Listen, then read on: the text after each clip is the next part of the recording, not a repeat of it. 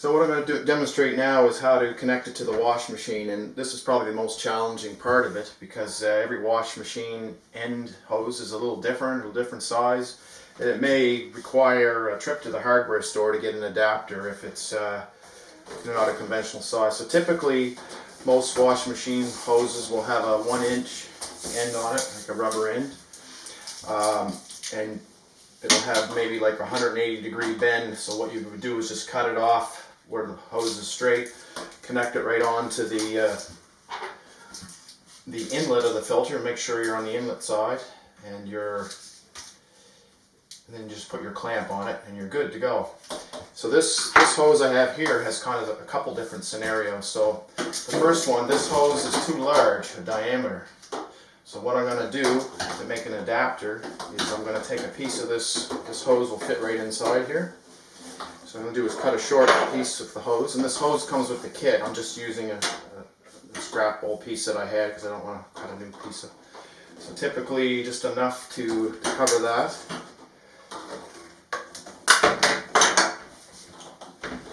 what I'll do is put this on.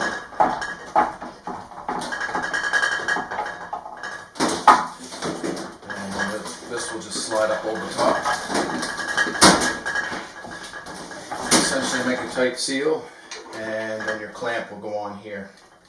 And sometimes if one clamp won't seal it, you can use two.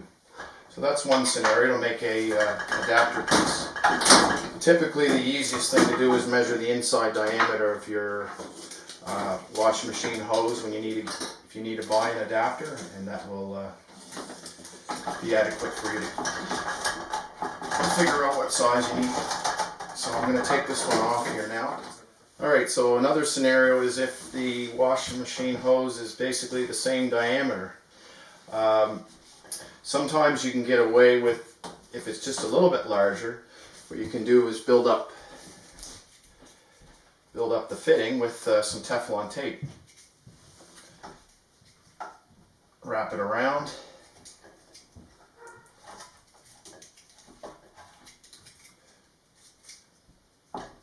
And do that in a clockwise manner.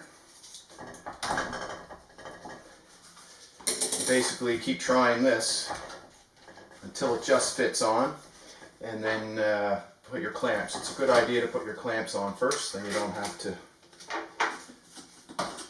undo the whole clamp to get it on afterwards. So yeah, so you just test it each time, add a little more Teflon tape just so you get it to slide over, and put your clamps on, and that'll do most of the time. So if that won't work, typically we make a little coupling on the outside diameter.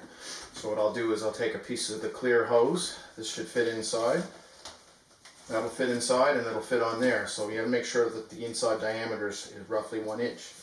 So what I'm going to do is cut a piece of this hose to use as my coupling.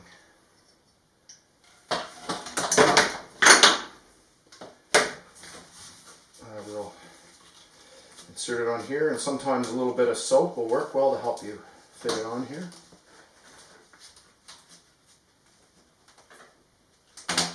So essentially once you have that inserted here, you put that onto the inlet fitting, and you put your 2 clamps in place. And that will take care of that adaptation.